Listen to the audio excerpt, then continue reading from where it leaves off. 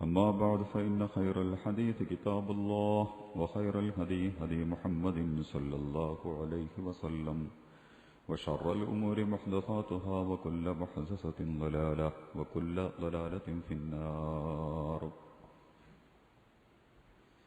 يا أيها الذين آمنوا اتقوا الله حق تقاته ولا تموتن إلا وأنتم مسلمون. يا أيها الذين آمنوا اتقوا الله ولتنظر نفس ما قدمت لغد واتقوا الله إن الله خبير بما تعملون. يا أيها الإخوان والأخوات أوصيكم عباد الله وإياي بتقوى الله. أعوذ بالله من الشيطان الرجيم. بسم الله الرحمن الرحيم. إذ قال يوسف لأبيه يا أبت إني رأيت 11 كوكبا والشمس والقمر رأيتهم لي ساجدين. قال يا بني لا تقصص رؤياك على إخوتك فيكيدوا لك كيدا إن الشيطان للإنسان عدو مبين. صدق الله العلي العظيم وصدق الله رسوله النبي الكريم. إن أريد إلا الإصلاح ما استطعت وما توفيقي إلا بالله عليه توكلت وإليه أنيب. رب اشرح لي صدري ويسر لي أمري واحلل عقدة من لساني يفقهوا قولي. ബഹുമാന്യരായ സഹോദരങ്ങളെ, സഹോദരിമാരെ, അല്ലാഹു സുബ്ഹാനഹു വ തആല നമ്മുടെ ഒരുമിച്ച കൂടലിനെ അനുഗ്രഹിക്കുമാറാകട്ടെ.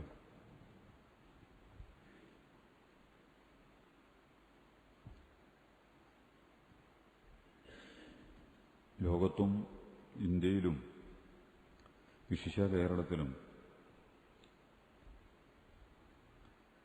ഇപ്പോൾ കുറച്ച് ദിവസങ്ങളായി, ഇന്ന് പ്രത്യേകിച്ചും IS എന്ന് പറയുന്നൊരു സംവിധാനവുമായി ബന്ധപ്പെട്ട വലിയ ചർച്ചകൾ നടന്നുകൊണ്ടിരിക്കുകയാണ്. അതിൻ്റെ വരവും ചിലവും ലാഭവും നഷ്ടവുമൊക്കെ എഴുതി വെക്കപ്പെടുന്നത് ഞാനും നിങ്ങളുമൊക്കെ പ്രതിനിധീകരിക്കുന്ന ഇസ്ലാമിക ഉമ്മത്തിൻ്റെ കള്ളിയിലും കളത്തിലും കോളത്തിലുമാണ് എന്നുള്ളതാണ് നമ്മളെ അതുമായി ഏതെങ്കിലും ഒരർത്ഥത്തിൽ എന്തെങ്കിലും ഒന്ന് സംവദിക്കേണ്ടതുണ്ടെങ്കിൽ നിർബന്ധിതരാക്കി മാറ്റുന്നത്. എനിക്കെൻ്റെ സഹപ്രവർത്തകരോടും സഹോദരങ്ങളോടും വിശ്വാസികളായ സത്യവിശ്വാസികൾ, മുഅ്മിനുകൾ, മുസ്ലിമീങ്ങൾ, മുഹ്സിനീങ്ങൾ, മുത്തഖീങ്ങൾ, ഹാബിദീങ്ങൾ, അമലു സ്വാലിഹാത്ത്, സ്വാലിഹീങ്ങൾ, വിശുദ്ധ ഖുർആൻ വിശദീകരിച്ചിട്ടുള്ള ഈ എല്ലാ മാനദണ്ഡങ്ങൾക്കും എതിരാണ് IS. ഞാനത് ഇസ്ലാമികമാണെന്ന് ഒട്ടും വിശ്വസിക്കണില്ല.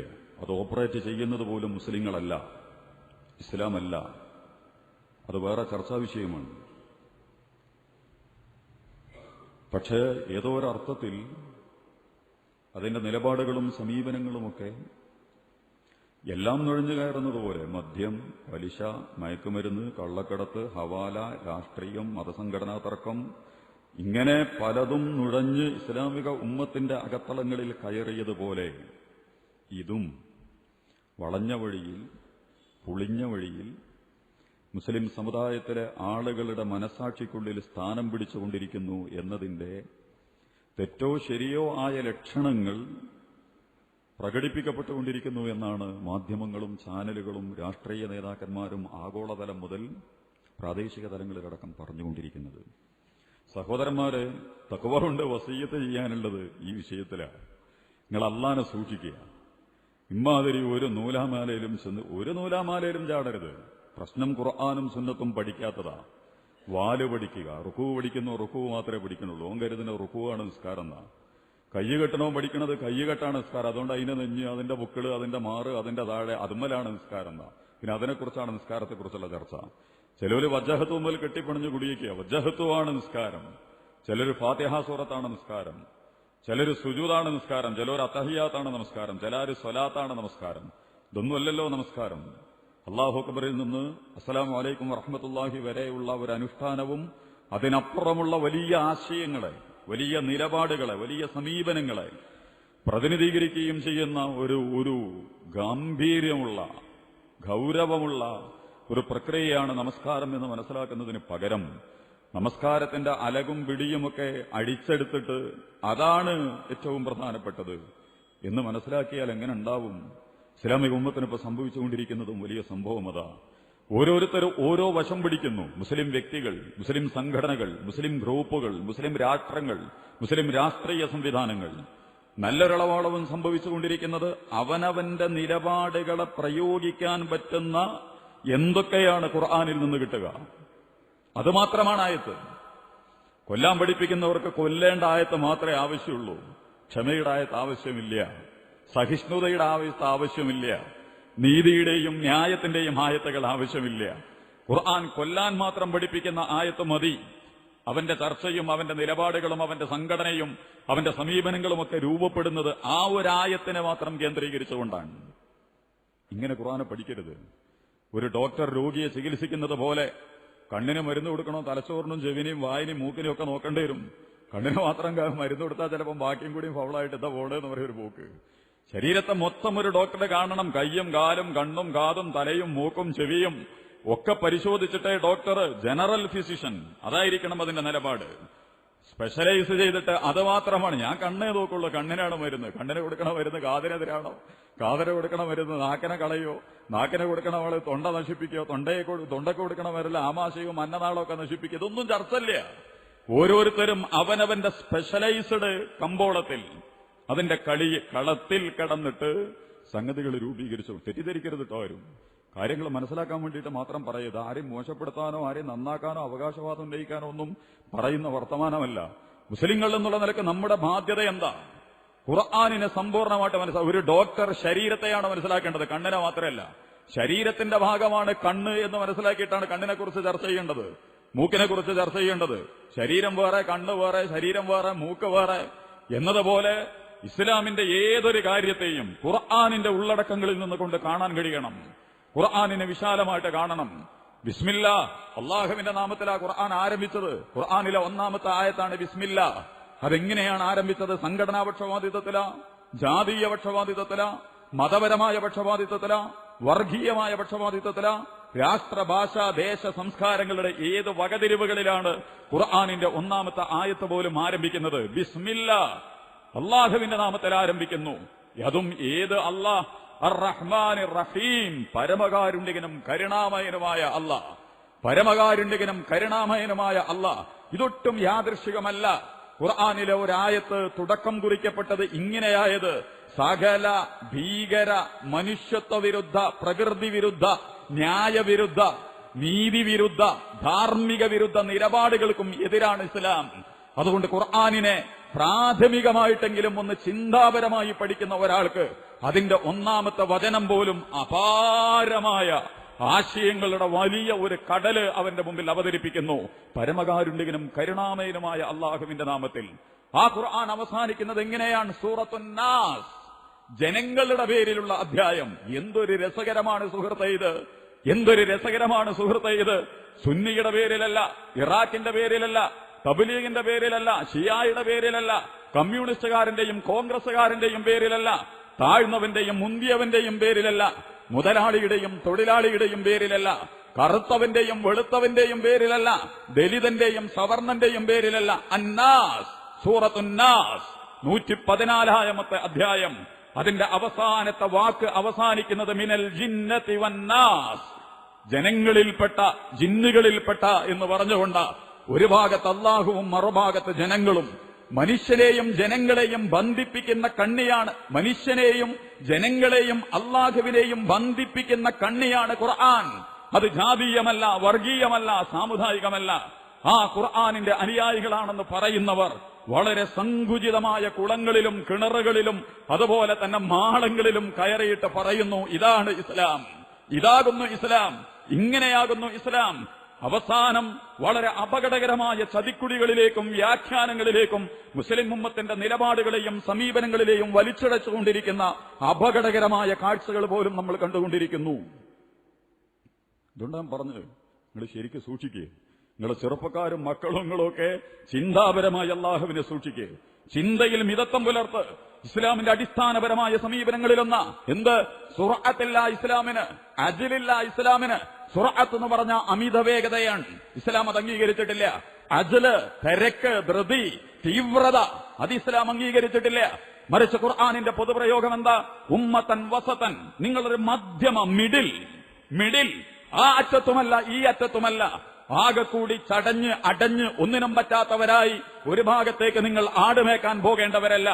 മറിച്ച് അമേരിക്കയും യൂറോപ്പും ഒക്കെ പറയുന്നത് പോലെ എല്ലാം തുറന്നു വെച്ച് എല്ലായിടത്തും കയറി നിരങ്ങി എന്തും എങ്ങനെയുമായി മാറി എല്ലാ അലകുകളും കയറുകളും അതിരുകളും വരമ്പുകളും പൊട്ടിച്ച് അമിതമായ സ്വാതന്ത്ര്യത്തിന്റെ തലങ്ങളിലേക്കും ഇസ്ലാം പോയിട്ടില്ല. മറിച്ച് മനുഷ്യനെ മനസ്സിലാക്കി ഉമ്മത്തൻ വസത,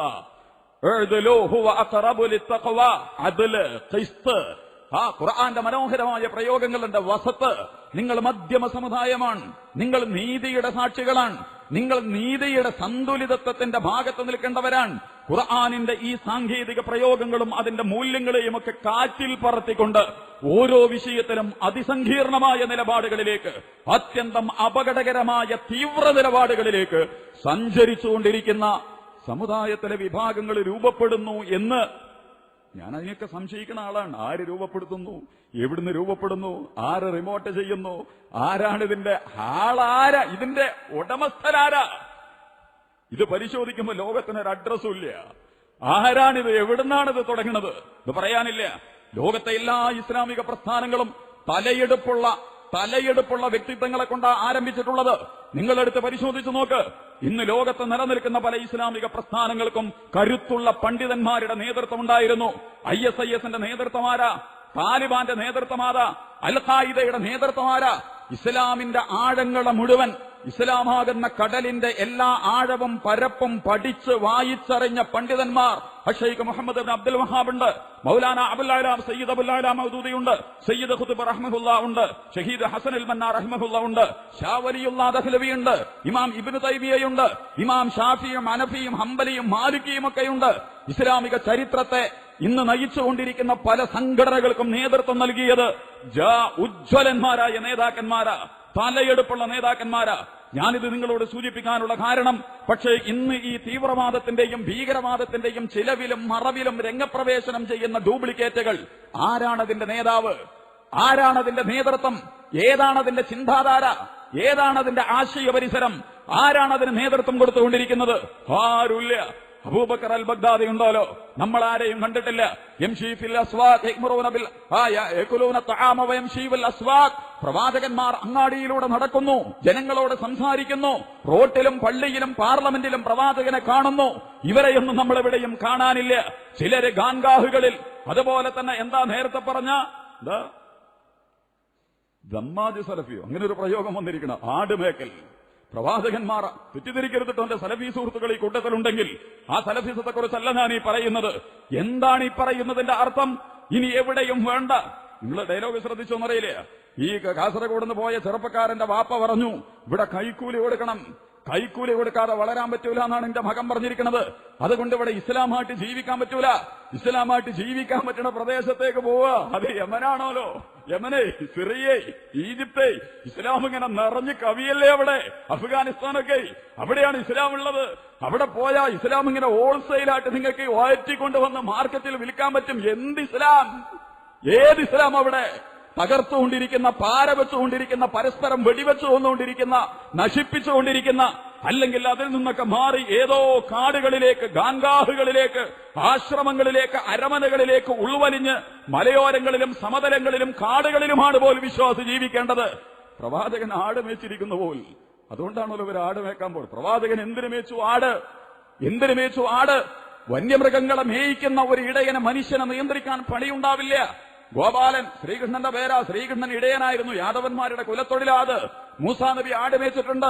മുഹമ്മദ് നബി ഗോപാലൻ എന്ന് പറഞ്ഞാൽ തന്നെ ഗോക്കളെ പാലിക്കുന്നവെന്ന, പശുവിനെ മേയ്ക്കുന്നവെന്ന, ഇടയെന്നാണ് പറഞ്ഞതിന്റെ അർത്ഥം. എല്ലാ പ്രവാചകന്മാരും ഇടയവൃത്തി നിർത്തിയിട്ടുണ്ട് ചരിത്രത്തിൽ. എന്തിനാത്?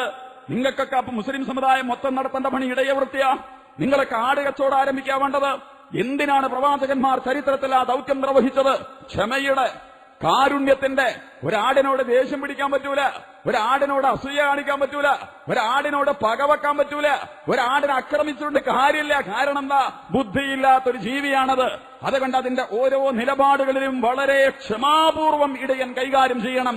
അതാണ് ഇടയന്റെ വൈദഗ്ധ്യം. എന്നിട്ട് ആടിനെ താൻ ഉദ്ദേശിക്കുന്ന ലൈനിലേക്ക് കൊണ്ടുവരണം.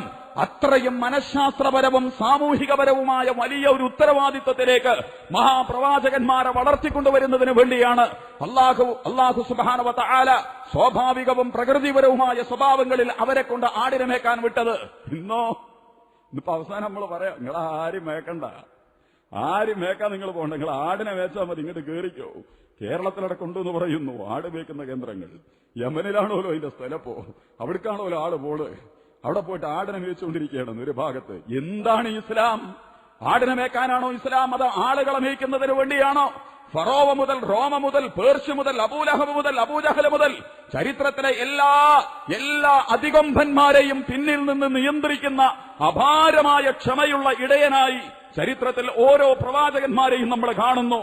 ഇപ്പോ ഞാനുങ്ങളും വായിച്ച് ക്ഷമയൊക്കെ തീരെ ആരും നന്നാവില്ല, ഇവിടെ ജീവിക്കാൻ തന്നെ പറ്റൂല. എന്നാ പിന്നെ നബിയൊക്കെ അബൂജഹലിന്റെ നാടാണ് വിട്ടാൽ മതിയല്ലോ. ഓരോ നബിമാരും അവനാന്റെ നാട്ടിലേക്ക് ഉണ്ടല്ലോ, എല്ലാരും കൂടി കാട്ടിക്ക് ആടിനെ മേക്കാൻ പോയാ പോരെ? അല്ല, അതല്ല ഇസ്ലാം. അതിനല്ല ഇസ്ലാം. ആടിനെ മേക്കാനല്ല ഇസ്ലാം വന്നിട്ടുള്ളത്. മറിച്ച് ഇസ്ലാം സാമൂഹിക ജീവിതത്തിന്റെ നടുത്തളത്തിൽ, അങ്ങാടിയിൽ, അരമനയിൽ, പള്ളിയിൽ, പാർലമെന്റിൽ, പഞ്ചായത്തിൽ, കലയിൽ, സാഹിത്യത്തിൽ, വിദ്യാഭ്യാസത്തിൽ, സമ്പത്തിൽ, സംസ്കാരത്തിൽ, കുടുംബജീവിതത്തിൽ, നിങ്ങളുടെ ജീവിതത്തെ ജീവിതമാക്കി തീർക്കുന്ന എല്ലാ പ്രക്രിയകളുടെ നടുത്തളങ്ങളിലും നിന്നുകൊണ്ട് അതിനെ ധാർമ്മികവൽക്കരിക്കുക, അതിനെ മൂല്യവൽക്കരിക്കുക, അതിനെ നന്മയിലേക്ക് കൊണ്ടുവരിക. ഏത് അക്രമിയോടും അപാരമായ ക്ഷമ പുലർത്തിക്കൊണ്ട്, അപാരമായ വിശാലത കാണിച്ചുകൊണ്ട്, അതിനേക്കാൾ വലിയ സഹിഷ്ണുത വെച്ച് പുലർത്തിക്കൊണ്ട് എന്ത് ചെയ്യണം? നിങ്ങൾ മുന്നോട്ട് പോകണം. ഇതല്ലേ ഇസ്ലാം പഠിപ്പിച്ചിട്ടുള്ളത്. അവിടുന്നാണ് ഇപ്പോ ആടനെ. ഞാൻ ആ പോയ സുഹൃത്തുക്കളൊക്കെ മോശക്കാരനെന്നൊക്കെ പറഞ്ഞതിന്റെ അർത്ഥം അങ്ങനെയൊന്നും ഇതൊരു വ്യക്തികളെയോ ഒരു ഗ്രൂപ്പിനെയോ ടാർഗറ്റ് ചെയ്യുന്ന വർത്തമാനമല്ല. അങ്ങനെ നിങ്ങളാരും എന്റെ മേലേക്ക് അത് വെച്ച് കെട്ടരുത്. ഞാൻ അവര് മോശക്കാരാണ്, അല്ലെ നമ്മളൊക്കെ ഉത്തമന്മാരാണ് എന്ന ബോധ്യത്തോടുകൂടിയൊന്നുമല്ല പറയുന്നത്. വ്യക്തികളും പ്രസ്ഥാനങ്ങളും ഒക്കെ അപകടകരമായ ദിശതിരിയലുകൾക്ക് വിധേയമാക്കപ്പെട്ടുകൊണ്ടിരിക്കുന്നു. ഇത് വളരെ അപകടകരമായ കാഴ്ചയാണ്. എന്നിട്ട് അവര് പോകുന്നു. ഇത് പിന്നെ വരുന്നതാരാ? ആര് കൊണ്ടുപോയി? IS. മലയാളത്തിലെ പത്രങ്ങൾ, മലയാളത്തിലെ ചാനലുകൾ, നമ്മുടെ ബസ്സിലിരിക്കുന്ന ഗോപാലനും ജോസഫിനും ഒക്കെ തോന്നി ഈ ഇരിക്കണത് IS ആണ്. നിന്നെ കണ്ടാല് താടിയുണ്ട്, പള്ളിയിലെ ഇമാമാണ്, ഖത്തീബാണ്, പോണതാ നമ്പർ 1 IS. അല്ലേ? അതല്ലേ ഈ പത്രക്കാരൻ പറയുന്നത്? അതല്ലേ അത് അധികം നിസ്കരിക്കുന്നവരാണെങ്കിൽ, കുറച്ചധികം പ്രാർത്ഥിക്കുന്നവനാണെങ്കിൽ, കുറച്ച് സുന്നത്ത് നോമ്പെടുക്കുന്നവനാണെങ്കിൽ, ഇത്തികാഫിനൊക്കെ വലിയ അർത്ഥങ്ങളാ ഉള്ളത്. നബി ധ്യാനം ഇരുന്നിട്ടുണ്ട്. ആ ധ്യാനം ഇന്ന് ഏത് മുസ്ലിം നേതാക്കന്മാരായിരിക്കുന്നത്? ഹിറാ ഗുഹയിൽ ധ്യാനം ഇരുന്നത് എന്തിനാ? ഒളിച്ചോടാൻ വേണ്ടിയാണോ? എല്ലാറ്റിൽ നിന്നും ഊരിമാറാൻ വേണ്ടിയാണോ? ന്യായങ്ങൾ കണ്ടെത്താൻ വേണ്ടിയാണോ? അല്ല, ഇടപെടാൻ, ഇറങ്ങി വരാൻ, ഇളക്കിമറിക്കാൻ, മാറ്റിപ്പണിയാൻ. അതിനാണ് ധ്യാനം. ധ്യാനം എന്ന് പറഞ്ഞാൽ മലയാളത്തിലർത്ഥം ധന്യനാക്കുന്നത് എന്ന. ധനം എന്നുള്ള പദം അതിനുണ്ടായതാ. ഐശ്വര്യത്തിന്റെ അടയാളാണ് ധനം. ധന്യനാക്കുന്നത് ഒരാളെ ധന്യനാക്കണം. സാമൂഹിക ജീവിതത്തിന്റെ സകലമാന തുറകളിലും അപകടകരമായ നിലപാടുകളും സമീപനങ്ങളും വളരുന്ന ഒരു പശ്ചാത്തലത്തിൽ ഒരു വ്യക്തി എന്നുള്ള നിലക്ക് ഞാൻ എന്ത് ചെയ്യണം? അതിനാണ് ധ്യാനം. ഇരുന്ന് ആലോചിക്കാൻ ഹിറയുടെ അകത്ത് എല്ലാ പ്രവാചകന്മാരും പോയിട്ടുണ്ട്. ഇന്നിപ്പോ എഴുത്തിക്കാഫ് നമ്മൾ ഇരുന്നാലെന്തേ? ഓനെ പിന്നെ എവിടെയും കാണൂല. ഓന്റെ ഉമ്മാക്ക് രോഗായ പോലും ഓനെ പിടിച്ചാൽ കിട്ടൂല. ഓനെ ഞാൻ ഇവിടെ ധ്യാനത്തിലാന്ന് പറയും. എന്ത് ധ്യാനത്? എന്തിനാണ് ധ്യാനം? എന്താണ് തപസ്? എന്താണ് ഗാൻഗാഹുകൾ? എല്ലാം അട്ടിമറിക്കപ്പെട്ടുകൊണ്ടിരിക്കുന്നു. എന്റെ പ്രിയപ്പെട്ട സഹോദരന്മാരെ, ഈ ഒരു പശ്ചാത്തലത്തിൽ നിന്നുകൊണ്ട് വേണം ഈ വിഷയങ്ങളൊക്കെ നോക്കിക്കാണാൻ. ഇന്റർനെറ്റ് പഠനം, അതുപോലെ തന്നെ ഇപ്പൊ എല്ലാവരും സർവതന്ത്ര സ്വതന്ത്രരാ. ആർക്ക് എവിടെയും പോവാ, എവിടെയൊക്കെ ആണെങ്കിലും കയറി ഇറങ്ങി സ്വന്തമായിട്ട് പഠിക്കാം. സ്വതന്ത്രപരമായ അന്തരീക്ഷമാണത്. പക്ഷെ എപ്പോഴും ഒരു ഉസ്താദ് ഉണ്ടാവുന്നത് നല്ലതാ, ഒരു ഗുരു ഉണ്ടാകുന്നത് നല്ലതാ. മുന്നിൽ ഒരാൾ, കാരണം മുങ്ങുമ്പം പിടിക്കാൻ ഒരു കോച്ചില്ലെങ്കിൽ എങ്ങനെ ഓടണമെന്ന് പറയാൻ കഴിയില്ല. കോച്ചില്ല ഇന്ന്, നീന്തം പഠിപ്പിക്കാൻ ആളില്ല. വന്യമൃഗത്തിനത് ആവശ്യമില്ല, പക്ഷെ മനുഷ്യനത് ആവശ്യമുണ്ട്. ഓന്റെ 1-ാം തീയതി മുതൽ ഒരു അസിസ്റ്റന്റ് ഇല്ലാതെ, അവന്റെ മുകളിൽ ഒരാളില്ലാതെ ഒരു കാര്യവും ചെയ്യാൻ മനുഷ്യനെ അള്ള വിട്ടിട്ടില്ല. മൃഗങ്ങളെ അള്ള സർവതന്ത്ര സ്വതന്ത്രരാക്കിയിട്ടുണ്ട്. 1-ാം തീയതി മുതൽ തന്നെ പിറന്നു വീണ ദിവസം തന്നെ എഴുന്നേറ്റ് നിൽക്കാം, സ്വന്തം ആരും പിടിച്ചെഴുന്നേൽപ്പിക്കേണ്ട കാര്യമില്ല. പക്ഷെ ഒരു കുട്ടിക്ക് മുല കുടിക്കണമെങ്കിൽ പോലും ഉമ്മയെടുത്തിട്ട് ഇങ്ങോട്ട് പിടിക്കണം. ഒരു ഗുരുവിനെ ആവശ്യമുണ്ട്, ഒരു ഉസ്താദിനെ ആവശ്യമുണ്ട്. ഞാൻ പറയുന്നത് ഏതോ കാടുകയറിയ ഉസ്താദന്മാരെ കുറിച്ചും ഗുരുക്കന്മാരെ കുറിച്ചൊന്നുമല്ല. സംഘടനാ പക്ഷപാതിത്വത്തിന്റെ കേവലതകളിലേക്ക് നമ്മളെ വലിച്ചിടക്കുന്ന ഇന്നത്തെ സാമൂഹിക അന്തരീക്ഷത്തെ കുറിച്ചുമല്ല ഞാൻ പറയുന്നത്. കാര്യങ്ങളെ ഗൗരവതരമായി വിശകലനം ചെയ്യാനും വിലയിരുത്താനും ഒക്കെ പറ്റുന്ന ആളുകളില്ലെങ്കിൽ അതില്ല പലർക്കും. ഒറ്റക്ക് പഠിക്കുക, നല്ല പ്രൊഫഷണൽ കോഴ്സുകൾക്കൊക്കെ പഠിച്ചുകൊണ്ടിരിക്കുന്നവര്. അവസാനം എന്താ പറയണത്? IS മാർ. IS എന്ന് പറഞ്ഞാൽ ഇസ്രായേൽ സ്റ്റേറ്റ് എന്നാണ് അർത്ഥം. IS ഇസ്ലാമിക് സ്റ്റേറ്റ് അല്ല, ഇസ്രായേൽ സ്റ്റേറ്റ് ആണത്. ലോകത്തിലെ ഏറ്റവും വലിയ തമ്മാടിയായ രാജ്യം, ഇബിലീസായ രാജ്യം. അതിനാകെ പേടിയുള്ളത് ഇസ്ലാമിലെയാണ്, ഇസ്ലാമിക ഉമ്മത്തിലെയാണ്. ആ ഇസ്ലാമിനെയും ഇസ്ലാമിക സമൂഹത്തിന്റെ സംവിധാനങ്ങളെയും തകർക്കുന്നതിന് വേണ്ടി ഇസ്രായേൽ ഉണ്ടാക്കിയിട്ടുള്ള അസുരവിത്താണ് ഇസ്രായേൽ, IS. പക്ഷേ അവരെന്നെയാ ലോക മാധ്യമങ്ങളെ നിയന്ത്രിക്കുന്നത്, അവരാണ് ലോക ചാനലുകളെ നിയന്ത്രിക്കുന്നത്. രാഷ്ട്രീയക്കാരെ മുഴുവൻ ഇൻസ്പിറേഷൻ ചെയ്തുകൊണ്ടിരിക്കുന്നത് ഇസ്രായേലാ. അതിന് കൃത്യമായ ഉപകരണങ്ങളുണ്ട്. ഞാൻ ഇങ്ങനെയൊന്നും പറയുന്നുണ്ട് നിങ്ങൾക്ക് മനസ്സിലാവില്ല. കാരണം കുറച്ചും കൂടി ആഴത്തിൽ നിങ്ങൾ ഇസ്രായേലിനെ പഠിക്കണം. നിലനിൽക്കാൻ അർഹതയില്ലാത്ത ഒരു രാജ്യം, സമ്പത്തിലും സംസ്കാരത്തിലും യുദ്ധത്തിലും കലാപത്തിലുമൊക്കെ തട്ടിപ്പ് മാത്രം ചെയ്യുന്ന, അക്രമം മാത്രം ചെയ്യുന്ന, അനീതി മാത്രം ചെയ്യുന്ന ഒരു രാഷ്ട്രം, അതിന് നിലനിൽക്കണമെങ്കിൽ എന്ത് വേണം? ലോകത്തെപ്പോഴും പ്രശ്നം ഉണ്ടായിക്കൊണ്ടിരിക്കണം. അപ്പോഴേ ഓല പ്രശ്നം നമ്മൾ അറിയാതിരിക്കുള്ളൂ. ഇങ്ങനെ ഉണ്ടല്ലോ, ലോകത്തിന്റെ പ്രശ്നം ഇസ്രായേലാ, ലോകത്തിന്റെ പ്രശ്നം ഇസ്രായേലാ. ഇസ്രായേൽ നിലനിൽക്കുന്നിടത്തോളം കാലം ലോകത്ത് സമാധാനം ഉണ്ടാവില്ല, ഉറപ്പിച്ചോ നിങ്ങൾ. അതുകൊണ്ട് ഇസ്രായേലിനതറിയാം. എല്ലാ പ്രശ്നവും കെട്ടടങ്ങിയാൽ എന്താവും? പിന്നെ നമ്മളെ കുറിച്ച് ചോദ്യം ചെയ്യാൻ തുടങ്ങും ആൾക്കാര്. ഇപ്പൊ ഞാൻ ഉറച്ചു വിശ്വസിക്കുന്നു, ഫ്രഞ്ചിലിപ്പോ പൊട്ടി ഇന്നലെ. എന്താ അതിന്റെ പ്രശ്നം? ബ്രിട്ടീഷ് പ്രധാനമന്ത്രി മിസ്റ്റർ ടോണി ബ്ലെയർക്കെതിരെ പാർലമെന്റ് കമ്മീഷന്റെ റിപ്പോർട്ട് വന്നിരിക്കുന്നു. ഇറാഖ് യുദ്ധത്തിൽ ജോർജ് ബുഷിന്റെ പിന്നിൽ അണിനിരന്നുകൊണ്ട് സൈന്യത്തെ അയച്ചത് തട്ടിപ്പായിരുന്നു, കള്ളമായിരുന്നു, പച്ചക്കള്ളമായിരുന്നു. അറിയോ നിങ്ങൾ? ഇന്ന് റിപ്പോർട്ട് വരാ. സദ്ദാം ഹുസൈന് ആയുധങ്ങളുണ്ട്, രാസായുധങ്ങളുണ്ട്, ആണവായുധങ്ങളുണ്ട്. ഏറ്റവും അപകടകരമായ സൈന്യമാണ്, രാഷ്ട്രമാണ് എന്ന് പറഞ്ഞ് ഒരു രാഷ്ട്രത്തെയും അതിന്റെ ഭരണകൂടത്തിന്റെയും അതിന്റെ ജനങ്ങളെയും തല്ലിച്ചതച്ച് നശിപ്പിച്ച ആ പൊറാട്ട് നാടകം വെറും പൊറാട്ട് നാടകമായിരുന്നു എന്ന് ഇന്റലിജൻസ് കള്ള റിപ്പോർട്ടുകൾ നൽകി. കള്ള റിപ്പോർട്ട് ഇന്റലിജൻസ് കൊടുക്കണമെങ്കിൽ മൊസാദ് പറയണം. മൊസാദാണ് ഇന്റലിജൻസുകളെ ലോകത്ത് നിയന്ത്രിക്കുന്ന നല്ലൊരു ശതമാനവും. ലോകത്തെ ഏത് ഇന്റലിജൻസിന്റെ നാവിലൂടെയും മൊസാദ് സംസാരിക്കും. ഇസ്രായേലിന്റെ ചാരസംഘടനയാണ് മൊസാദ്, അറിയോ നിങ്ങൾ? പിന്നെ CIA ആണ് ഏറ്റവും വലുത്. ആ മൊസാദിന്റെ താൽപര്യങ്ങൾ ഏത് രാഷ്ട്രീയക്കാരന്റെയും മതപണ്ഡിതന്റെ വായിലും അവർ തിരികെ വെച്ചു കൊടുക്കും. സൗകര്യങ്ങളും കൊടുക്കും, ചിലപ്പോ ജയിൽ ശിക്ഷയും കൊടുക്കും. വഴങ്ങിയിട്ടില്ലെങ്കിൽ കൈകാര്യം ചെയ്യുന്ന പറയും, വഴങ്ങിയാലോ എന്തും തരാന്ന് പറയും. മിക്കവാറും ആളെ കയ്യിൽ വീണുപോകും. ലോകത്തെ മതരാഷ്ട്രീയ നേതൃത്വങ്ങൾക്കൊക്കെ സംഭവിച്ചുകൊണ്ടിരിക്കുന്നത് അതാ. ആ മൊസാദ് തിരികെ വെച്ചത് സദ്ദാം. നമ്മളൊക്കെ മറന്നില്ലേ? ഇറാഖിനെ എന്തിന് നശിപ്പിച്ചു? ബ്രിട്ടീഷ് ഭരണകൂടത്തിന് ധാർമ്മികതയുള്ളത് കൊണ്ട് റിപ്പോർട്ട് വന്നു. ടോണി ബ്ലെയർ എന്നിട്ടിപ്പോ അവിടുത്തെ വധിക്കപ്പെട്ട പട്ടാളക്കാരുടെ ആളുകൾ പറയുന്നു, ലോകത്തിലെ ഭീകരനാണ് ടോണി ബ്ലെയർ. ഒരു ജനതയെ അന്യായമായി നശിപ്പിക്കുന്നതിന് വേണ്ടി, സ്വന്തം പട്ടാളക്കാരെ കുരുതി കൊടുക്കുന്നതിന് വേണ്ടി കള്ളത്തരങ്ങളും റിപ്പോർട്ടുകളും ചമച്ചുണ്ടാക്കി ലോകത്തെ യുദ്ധത്തിന് തിരികൊടുത്തവരാണ് ടോണി ബ്ലെയർ. അവരാ പറയണത്. ഈ റിപ്പോർട്ടിന്റെ ചർച്ച അവസാനം എടുക്കാതില്ല. ഇറാഖിനെ ആർക്ക് വേണ്ടി ആക്രമിച്ചതാ? ഇസ്രായേലിന് വേണ്ടി ആക്രമിച്ചതാ. സിറിയനപ്പ ആർക്ക് വേണ്ടിയിട്ടാ കുഴക്കിക്കൊണ്ടിരിക്കുന്നത്? ഇസ്രായേലിന് വേണ്ടിയാണ്. ആ അഫ്ഗാനിസ്ഥാനെയും ഈജിപ്തിനെയും ഒക്കെ ടാർഗറ്റ് ചെയ്യുന്നത് ആർക്ക് വേണ്ടിയാ? ഇസ്രായേലിന് വേണ്ടിയാ. അതുകൊണ്ട് ഇതൊന്നും ചർച്ചയ്ക്ക് വരരുത്. നിങ്ങൾ ആരും ചോദിക്കരുത്, നമ്മളാരും ചോദിക്കരുത്. അപ്പൊ പൊട്ടി. ബ്രിട്ടനിൽ അങ്ങനെ നടക്കുന്നു, ഫ്രാൻസിലും പൊട്ടിക്കൊണ്ടിരിക്കും, എല്ലാ ഭാഗത്തും. തുർക്കിയിൽ പൊട്ടിക്കൊണ്ടിരിക്കുന്നു, സൗദിയിൽ പൊട്ടിക്കൊണ്ടിരിക്കുന്നു. IS നമ്മൾ വ്യാഖ്യാനം കൊടുക്കണം. ഇസ്രായേൽ സ്റ്റേറ്റ്, ഇസ്രായേൽ സ്റ്റേറ്റ് നമ്മൾ മനസ്സിലാക്കുക. ഇസ്രായേലിനൊരു മേപ്പുണ്ട് ലോകത്ത്, ഇസ്രായേലിനൊരു മേപ്പുണ്ട് ലോകത്ത്. അവർ പ്രതീക്ഷിക്കുന്ന ഒരു ലോകം, അതിരുകൾ നിർണ്ണയിക്കാത്ത രാജ്യമാണ് ഇസ്രായേൽ. ഇന്നിവിടെയാണെങ്കിൽ നാളെ അപ്പുറത്തേക്ക് കുറ്റി മാറ്റിപ്പറിക്കും. എല്ലാ രാഷ്ട്രങ്ങളുടെയും അതിരുകൾ നിർണ്ണയിക്കപ്പെട്ടതാ. ഇസ്രായേലിന്റെ അതിരുകൾ നിർണ്ണയിക്കപ്പെട്ടിട്ടില്ല, അറിയോ നിങ്ങൾ? ഇന്നേ വരെ നിർണ്ണയിക്കപ്പെട്ടിട്ടില്ല. ഓരോ ദിവസം ഇസ്രായേൽ ഇവിടുന്ന് കുറ്റി പറിച്ചിട്ട് അപ്പുറത്തേക്ക് പറിക്കും, അപ്പുറത്ത് നാട്ടും, അവിടുന്ന് പറിച്ചിട്ട് അപ്പുറത്തേക്ക് നാട്ടും. ആരും ചോദിക്കരുത്. പതുക്കെ പതുക്കെ നാട്ടുള്ളൂ. അപ്പൊ മൂപ്പര് ഫ്രാൻസിൽ പൊട്ടിക്കുക. അപ്പൊ മൂപ്പര് അവിടെ നാട്ടിലെ നമ്മൾ അറിയില്ല. ഇസ്രായേലിൽ ഇപ്പൊ മൂപ്പര് 10 വീടുകൾ നശിപ്പിച്ച് കണ്ട് അതിർത്തി രാശാണ് നീക്കിക്കണേ. നമ്മളെന്തിനാ ഇടങ്ങാറാണ്? മൂപ്പര് അതിലങ്ങട്ട് വല്ല ഗൂലാങ്കുന്നും സീനായിലേക്കൊക്കെ കയറിയിരിക്കണത്. ഇവിടെ അതിനെക്കാണോ വലുത് നടക്കേണ്ടത്? ഇല്ല. അപ്പൊ അവിടെ എന്താ പ്രശ്നം? ഇതന്നെയാണ് നടക്കുന്നത്. ഒരു തെറ്റിദ്ധാരണയിൽ നമ്മൾ കൊടുക്കണ്ട. ആ ഇസ്രായേൽ അപകടകരം. അങ്ങനെ ഇറാഖ്, സിറിയ, മദീന, ലബനാൻ, അതുപോലെ തന്നെ ഈജിപ്തിന്റെ ഒരു ഭാഗങ്ങൾ ഇതൊക്കെ അടങ്ങിയ വലിയൊരു ബെൽറ്റ് ഇതിലാണ് IS ഉള്ളത്. ഇതിലാണ് IS ഉള്ളത്. ഇസ്രായേലിന്റെ രാഷ്ട്രമേപ്പിന് രൂപം കൊടുക്കാൻ പറ്റിയ മറ്റൊരു ഭാഗങ്ങൾ ആലോചിച്ച് നോക്ക്. ഇസ്രായേൽ ലോകത്തെ ഏറ്റവും വലിയ ഇസ്ലാമിക വിരുദ്ധ ശക്തി, ഇസ്ലാം വിരുദ്ധമല്ല, മനുഷ്യത്വ വിരുദ്ധ ശക്തിയാണ് ഇസ്രായേൽ. ഇസ്രായേലിനെതിരെ ISന്റെ ഒരു വർത്താനം പോലും നിങ്ങൾ കേൾക്കൂല. എവിടെയെങ്കിലും കേട്ടിരിക്കണോ? ഇസ്രായേലുമായി ബന്ധപ്പെട്ട ആർക്കെങ്കിലും എന്തെങ്കിലും പറ്റിയിരിക്കണോ? ISന്റെ ആക്രമണങ്ങളിൽ എവിടെയും പറ്റിയിട്ടില്ല. ഏറ്റവും കൂടുതൽ സ്ഫോടനങ്ങൾ നടക്കുന്നത് ന്യായമാണ് എന്ന് വല്ല അർഹതയും പണ്ഡിതന്മാർക്ക് പറയാൻ പറ്റുമെങ്കിൽ അതിന് പറ്റിയ സ്ഥലമാണ് ഇസ്രായേൽ. കാരണം എന്താ? ജീവിക്കുന്ന ഒരു മനുഷ്യന്റെ വീടും അവന്റെ സ്വത്തും കവർന്നെടുത്തിട്ടാണ് ഒരു യഹൂദൻ അവിടെ വീട് വെച്ചു കൊടുത്തുകൊണ്ടിരിക്കുന്നത്. അവനാന്റെ വീടിന് വേണ്ടി, അവനാന്റെ ജീവന് വേണ്ടി, അവനാന്റെ അഭിമാനത്തിന് വേണ്ടി പോരാടി ഭരിക്കുന്നതിൽ ഒരു കുറ്റമില്ല. അത് വർഗീയവും സാമുദായികമൊന്നുമല്ല. എന്റെ വീട്ടിൽ നിന്ന് ഒരാളെ പുറത്താക്കുമ്പോ എനിക്കെന്താ അവനോട് അടികൂടുന്നതിന് ഞാൻ പിന്നെ ഇറങ്ങി പോകാൻ വേണ്ടത്? അവനെ ആക്രമിക്കാം, അതിലവനെ കൊല്ലാം. അഭിമാനത്തിന്റെയും ജീവന്റെയും സ്വത്തിന്റെയും സംരക്ഷണത്തിന് വേണ്ടി പോരടിക്കാം. അതിന് ന്യായമുള്ള ഏക സ്ഥലമാണ് ഇസ്രായേൽ. അറിയോ നിങ്ങൾ? അവിടെ ഒരു പൊട്ടലും ഇല്ല. ഈ മഹാഭീകരൻ ഇസ്ലാമിന്റെ സംരക്ഷകൻ IS ബോഡിയിട്ട് വരഞ്ഞാൽ പോലും ഇസ്രായേലിൽ കാണാനില്ല. ഇസ്രായേലിൽ പൊട്ടിക്കണില്ല. പൊട്ടിക്കുന്നത് മുഴുവൻ മുസ്ലിം കേന്ദ്രങ്ങളിൽ. ഇസ്ലാമിന് ഏതോ അർത്ഥത്തിൽ ഗുണപരമായ മുന്നേറ്റം സംഭവിച്ചുകൊണ്ടിരിക്കുന്ന പ്രദേശങ്ങളിലാണ് IS വന്നിട്ട് സകല പൊട്ടിക്കലും നടത്തിക്കൊണ്ടിരിക്കുന്നത്.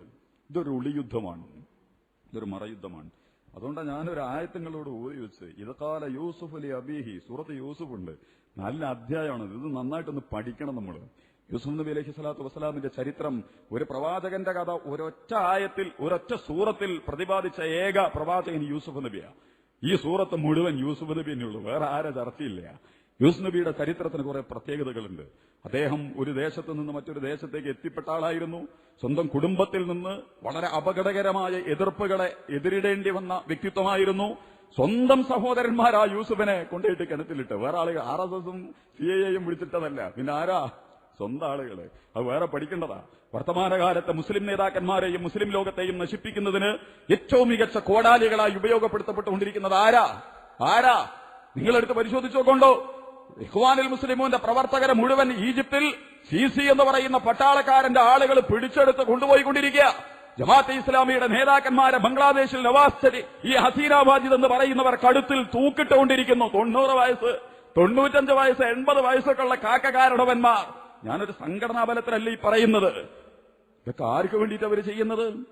സ്വന്തം സഹോദരന്മാരെ കുളത്തിലിടുക, കൊന്നുകളയുക എന്ന് പറയുന്ന പണി മുസ്ലിം സമുദായം തമ്മിൽ ചെയ്തുകൊണ്ടിരിക്കുന്നു. ഒരു ഭാഗത്ത്.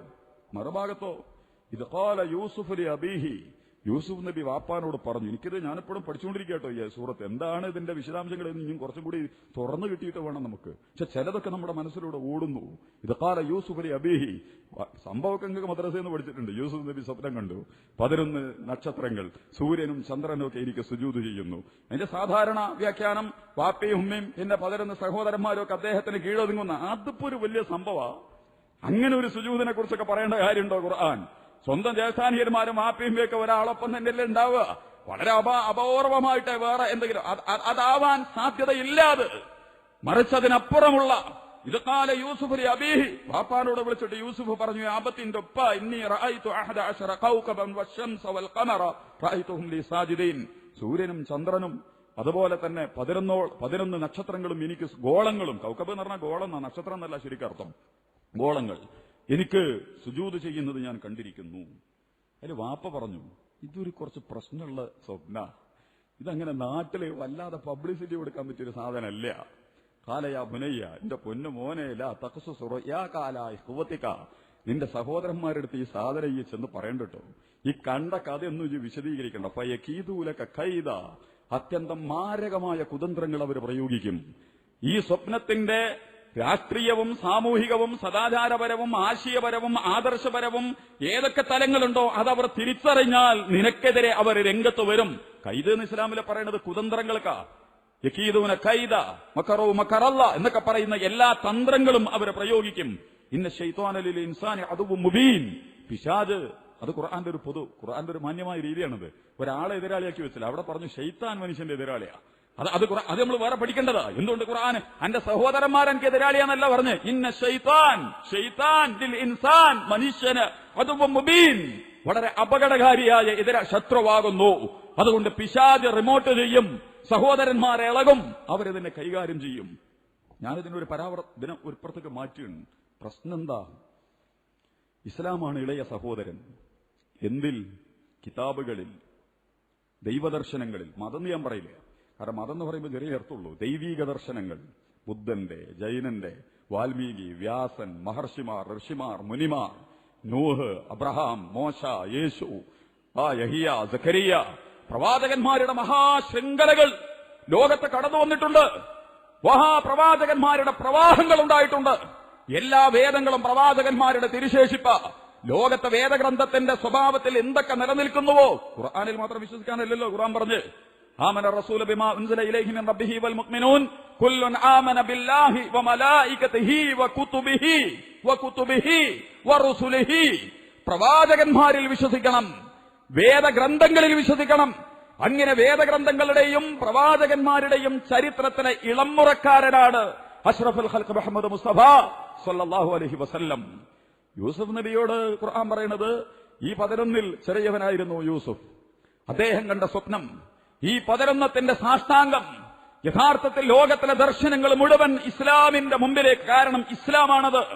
എല്ലാ ഖൂലു ആമന്നാ ബില്ലാഹ് വമാ ഉൻസില ഇലൈനാ വമാ ഉൻസില ഇലൈക്കും, നിങ്ങൾക്കിറങ്ങിയതിലും ഞങ്ങൾക്കിറങ്ങിയതിലും വിശ്വസിക്കുന്നു ഞങ്ങൾ. ഇസ്ലാമിനെ മാത്രം പറയാൻ പറ്റിയതാത്. ലോകത്ത് വേറെ ഒരു ദൈവിക ദർശനങ്ങളും അത് പറയണില്ല. ക്രിസ്ത്യാനി പറയില്ല, മുസ്ലിങ്ങളെ നിങ്ങൾക്കിറങ്ങിയ മുഹമ്മദ് നബിയിലും ഖുർആനിലും ഞങ്ങൾക്ക് വിശ്വാസമുണ്ടെന്ന്.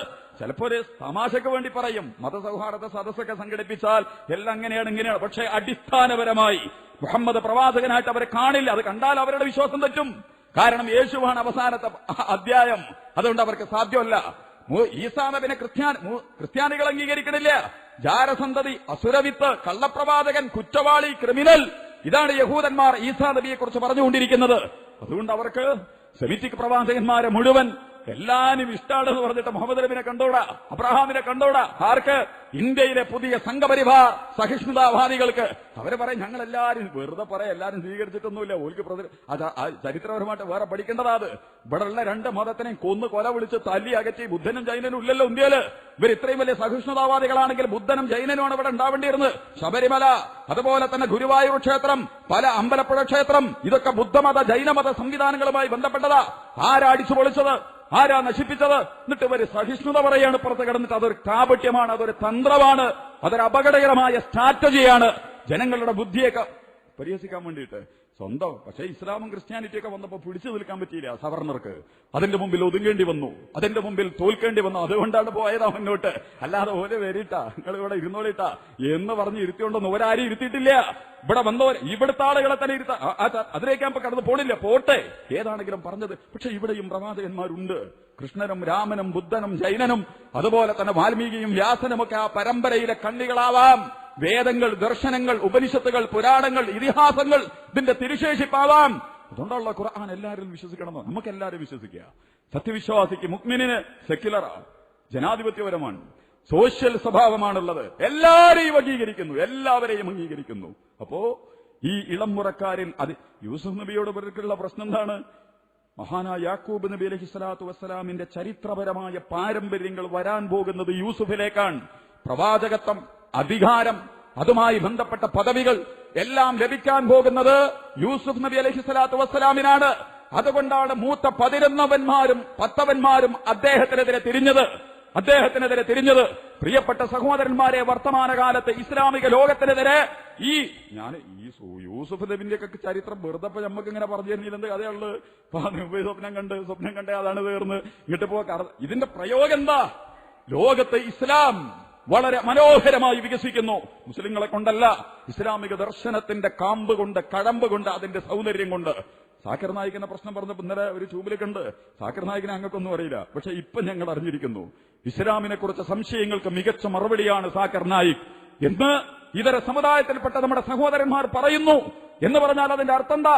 ആദ്യം ഇസ്ലാമിനെ കുറിച്ച് അറിയാത്ത, സാക്കിർ നായിക്കിനെ കുറിച്ച് അറിയാത്തവർ ഇപ്പോൾ സാക്കിർ നായിക്കിനെ കുറിച്ച് പുറത്തുള്ളവർ ചോദിച്ചുകൊണ്ടിരിക്കുന്നു. എന്നിട്ട് അവരെ തന്നെ പറയുന്നു, ഇസ്ലാമുമായി ബന്ധപ്പെട്ട കാലത്തെ മികച്ച മറുപടിയാണ് മിസ്റ്റർ സാക്കിർ നായിക്. ഇസ്ലാമിന്റെ ഓരോ സംഗതികളെയും നമുക്ക് പറഞ്ഞു തരും എന്ന് പറഞ്ഞാൽ ഇസ്ലാമിന് വളരെ വിശാലമായൊരു തലമുണ്ട് ലോകത്ത്. ക്രിസ്ത്യാനിറ്റി, യഹൂദിസം, ബുദ്ധിസം, ജൈനിസം എല്ലാ മൂത്ത സഹോദരന്മാരെയും ഉൾച്ചേർത്തുകൊണ്ട് ഇതിന്റെ മുമ്പിലേക്ക് സുജൂദ്. ഇത് നന്നായിട്ട് തിരിയ ഇസ്രായേലില.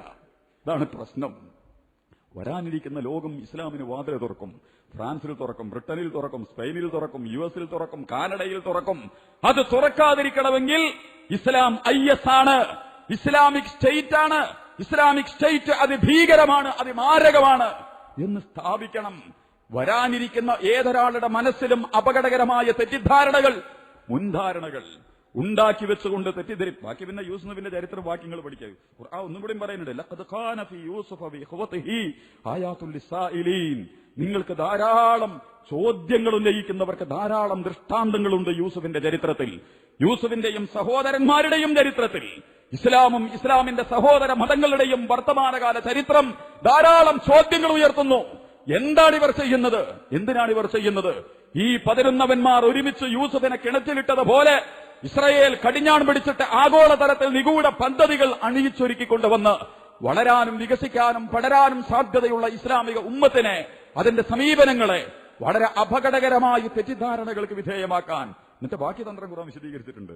കൊണ്ടുപോയി യൂസുഫിനെ ചോദിച്ചു വാങ്ങിയിട്ട് വാപ്പ പറഞ്ഞു കൊണ്ടോണ്ടട്ടാ, നിങ്ങൾ കൊണ്ടുപോയാൽ എനിക്ക് പ്രശ്ന. ഇത് കാലൂലെ യൂസുഫ് അഹു ഹബ്ബ ഇലൈ അബി മിന്ന വനഹ്നു ഉസ്ബ. ഒരു പറയണ വർത്താനക്കണ്ട, വാപ്പ നിങ്ങൾക്ക് അതിനോടാണല്ലോ ഇഷ്ടം. ഇവിടെ ഇപ്പം വാപ്പാരെന്ന് നമുക്കറിയില്ല. യാക്കൂബ് നബിയുടെ റോളിൽ ഇനി ലോകം ഒരു യാക്കൂബ് നമ്മളെ കാത്തിരിക്കുന്നു. ഇസ്ലാമിനെ ഇതിനെ വേണം, ഇതിവിടെ വേണം എന്ന് പറയുന്ന ഒരു പുതിയ ലോകം വരാനിരിക്കുന്നു. അവര് പറഞ്ഞു വാപ്പാനോട്, യൂസുഫിനെ വിട്, നിങ്ങളൊക്കെ പോയിട്ടൊന്ന് കളിക്കട്ടെ, എല്ലാരും മാതിരി തന്നെയല്ലേ ഓനും, ഞങ്ങളെ കൂടെ വരട്ടെ. അപ്പൊ തന്നെ പറഞ്ഞു ചെന്നായ പിടിക്കും, ഭീകരനാണ്, ചെന്നായ പിടിച്ചുകൊണ്ടുപോകും. പക്ഷെ അവര് കൊണ്ടുപോയിട്ട് യൂസുഫിനെ കൊണ്ടുപോയിട്ട് കൊല്ലാൻ, ഇതുള്ള ഒരു മനുഷ്യനോട് ചെയ്യാൻ പറ്റുന്ന ഏറ്റവും വലുത് കൊന്നുകളയാൻ തീരുമാനിച്ചു. അതിലൊരുത്തം പറഞ്ഞു വേണ്ട, കിണറ്റിലിടാന്ന് പറഞ്ഞു. അങ്ങനെ ചരിത്രത്തിൽ യൂസുഫ് നബി അലൈഹി സ്വലാത്തു വസ്സലാമിന് പൊട്ടക്കിണർ ഒരുക്കി. ലോക ഇസ്ലാമിക പ്രസ്ഥാനങ്ങളെ പലതിനെയും സഹോദരന്മാരെ കൊണ്ടുപോയിട്ട് ഇപ്പൊ പൊട്ടക്കിണറ്റിലിട്ടേക്കുക. ഈജിപ്തിലിട്ടിട്ടുണ്ട്, എവിടെ ഇട്ടിട്ടുണ്ട്, തുർക്കിയിൽ ഇടാൻ നോക്കുന്നുണ്ട്. തുർക്കി ഭരണകൂടമല്ല, തുർക്കിയെ ഇടാൻ നോക്കുന്നുണ്ട് പലരും കൂടിയിട്ട്. വളരെ അപകടകരമായ ശ്രമങ്ങൾ. മറുഭാഗത്ത് എന്നിട്ട് അവരൊരു ആടിനെ അറുത്തു. ആടിനെ അറുത്തിട്ട് അതിന്റെ ചോരെടുത്തിട്ട് ചെന്ന യൂസുഫ് നബിയുടെ കുപ്പായത്തിൽ പുരട്ടി. ആ കുപ്പായിട്ട് വാപ്പാന്റെ മുമ്പിൽ വന്നു. ബിദമിൻ കദിബിൻ, കള്ളരക്തം, വ്യാജരക്തം. പ്രിയപ്പെട്ടവരെ, ISന്റെ രക്തം വ്യാജമാണ്, ഡ്യൂപ്ലിക്കേറ്റ് രക്തമാണ് ഈ ഒഴുക്കിക്കൊണ്ടിരിക്കുന്നത്. ഇസാ പ്രവാചകരെ പിടിച്ച ചെന്നായ എന്ന് പറയുന്നതിന് വേണ്ടി അപകടകരമായ ഭീകരപ്രവർത്തനം അവര് നടത്തുകയും യൂസുഫിനെ കിണറ്റിലിട്ടിട്ട് യൂസുഫിനെ ചെന്നായ പിടിച്ച് ആരോപണം മറ്റുള്ളവരുടെ ചുമലിൽ വെച്ച് കെട്ടിക്കൊടുക്കുക.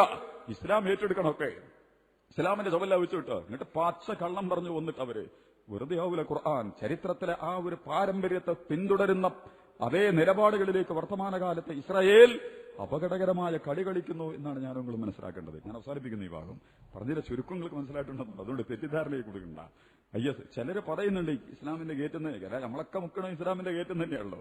സുന്നി മുജാഹിദും ജമാഅത്തും തബലീഗും ദരീഖത്തും അഹ്ലി ഹദീസും ബറൈലവിയും ഷിയായും ഒക്കെ മുക്കണ ഇസ്ലാമിന്റെ ഗേറ്റെന്നാ. എന്നിട്ട് ഓരോരുത്തരെ വെള്ളം മുക്കി കൊണ്ടുപോയിട്ട് എന്ത് ചെയ്യുക, അവനാണ് തുർക്കി എന്താണ് സൗത്ത് ആഫ്രിക്കയിലെ ഒരു വലിയൊരു നല്ല വിശ്വനാശാലിയായ ആളാണത്. അദ്ദേഹമാണ് അതിനെ മണ്ടേലയുടെ ഒക്കെ കൂടെ സൗത്ത് ആഫ്രിക്കൻ സ്വാതന്ത്ര്യത്തിന് വേണ്ടി വർക്ക് ചെയ്ത ആളാണ്. നല്ല ഇസ്ലാമിക പണ്ഡിതനാണ്. വർത്തമാനകാലത്ത് ഇസ്ലാമിനെ വളരെ ആധുനികമായി സമീപിക്കുന്ന പണ്ഡിതന്മാരിൽ ഒരാളാണ്. അദ്ദേഹമാണ് പറഞ്ഞത് ഇവർ മുക്കണത് ഇസ്ലാമിന്റെ കുളത്തം തന്നെയാണ്, ഇസ്ലാമിന്റെ ഗേറ്റം തന്നെയാണ് വെള്ളം മുക്കുന്നത്. പക്ഷേ ഒരു കലക്കണത് വേറെ ചില സാധനമാണ് ഇത്. അതാണ് ഇതിന്റെ പ്രശ്നം എന്ന് ചിലർ പറഞ്ഞുകൊണ്ടിരിക്കുന്നു. അത് ന്യായമാണെങ്കിൽ അതും ഒരു പ്രശ്നമാണ്. ഇസ്ലാമിന്റെ ഗേറ്റെന്ന് മുക്കിയിട്ട് അയ തെളിഞ്ഞ വെള്ളം കുടിക്കുന്നതിന് പകരം കലക്കിയ വെള്ളം, വിഷവെള്ളം, അപകടകരമായ വെള്ളം ബാക്കിയുള്ളവർക്ക് കുടിക്കാൻ കൊടുക്കുന്നു. അങ്ങനെ ഒരു ഇസ്ലാം ഉണ്ടാവൂ? ബാക്കി ഇതിന്റെ ഒരു വശം വേറെ പറയാനുണ്ട്. അത് ഇൻഷാ അല്ലാഹ് അടുത്ത ആഴ്ച പറ്റുകയാണെങ്കിൽ നമുക്ക് പറയാം. അല്ലെങ്കിൽ മറ്റേതെങ്കിലും വിഷയത്തിൽ കടന്നു വരും. ലോകത്ത് മുഴുവൻ ആയുധങ്ങളാണ്, എല്ലാവരും ആയുധങ്ങൾ കൊണ്ടാണ് സംസാരിക്കുന്നത്. ഇസ്ലാമിന് എന്തിനാ ആയുധം? ഇസ്ലാം എവിടെയാണ് ആയുധത്തെ പ്രോത്സാഹിപ്പിച്ചത്? ഒരു രാഷ്ട്രത്തിന്, ഒരു ഭരണകൂടത്തിന് യുദ്ധവും ആയുധവും സൈന്യവുമാകാം എന്നുള്ളതിന്റെ അപ്പുറം മുസ്ലിം ഗ്രൂപ്പുകൾ, മുസ്ലിം സംഘടനകൾ, മുസ്ലിം വ്യക്തികൾ ഒരിക്കലും സായുധപരമായ ഒരു സന്നാഹമായി മാറുന്നതുമായി ബന്ധപ്പെട്ട് ഇസ്ലാമിൽ എവിടെയില്ല. എന്ന് മാത്രമല്ല, വർത്തമാനകാലത്ത് ആയുധങ്ങളുടെ അതിപ്രസരം അമേരിക്ക മുതൽ നമ്മുടെ നാട്ടിലടക്കം. ഞാൻ മുമ്പ് ഇന്നാള് പെരുന്നാൾ കുത്തുമ്പൊക്കെ ഇവിടെ പറഞ്ഞിരുന്നു, അന്ന് വരാത്ത കുറെ ആളുകളുണ്ട്. മതം പഠിച്ചിട്ട് ഇപ്പൊ എന്താ സംഭവിക്കുന്നത്? മുസ്ലിങ്ങൾ പഠിച്ചിട്ട് എങ്ങനെ കാഫറിനെ കൊല്ലാന്ന്. കാഫറാരാ? അത് വേറെ ചർച്ചയാണ്, പോട്ടെ. കാഫറല്ലല്ലോ ഇവരാരും. ഹിന്ദു മുസ്ലിമും ക്രിസ്ത്യാനിയും ഒക്കെയാണ് ഇവിടെ ഉള്ളത്. കാഫറല്ലേ? ആ മനുഷ്യനെ കൊണ്ടുപോയിട്ട് കൊല്ല, വളരെ ഭീകരമായിട്ട് കൊല്ല്. ഇതാണല്ലോ മതം പഠിച്ചിട്ട് അവസാനം എത്തുന്ന നിലപാട്. ഇതാ പ്രവാചകൻ നിങ്ങളെ പഠിപ്പിച്ചത്. നിങ്ങൾ ഖുർആൻ ഓതി അവസാനം എന്താവണം? ഒരു മനുഷ്യനെ ഏറ്റവും ഭീകരമായി എങ്ങനെ കൊല്ലണം എന്ന് നിങ്ങൾ പഠിക്കണം. ഇതാ മതം. മറുഭാഗത്ത് ഇന്ത്യയുടെ മതോ സംഘപരിവാർ പഠിച്ച് ഇറച്ചി ഏതാ നോക്കിയിട്ട് തല്ലിക്കൊല്ല പട്ടിയെ പോലെ. മറുഭാഗത്ത് ദലിത് സഹോദരങ്ങൾ ഇന്നലെ കണ്ടോ ഹരിയാനയിലെ യൂട്യൂബ്, ആ ഗോമാംസത്തെ ചത്ത പശുവിന്റെ തോല് കൊണ്ടുപോയി വിറ്റിരിക്കുന്നു എന്ന് പറഞ്ഞിട്ട് നമ്മുടെ സഹിഷ്ണുതക്കാർ, നല്ല സമഭാവനയുള്ളവർ, ഇന്ത്യ ഭരിക്കുന്ന അധികാരശക്തിയുള്ളവർ ചെയ്ത പണിയെന്താ? കാർമ കെട്ടിക്കിട്ട അടിയോടടി. പിന്നെ ഒരു ബാക്കിയുള്ളവരെ തല്ലിക്കൊല്ലിണീന് പറഞ്ഞിട്ട് കാര്യമുണ്ടോ? ഒരു പഠിച്ചെത്തിയതാ. സംഘപരിവാറിന്റെ കയ്യിൽ ദണ്ടുണ്ട്, വാള്.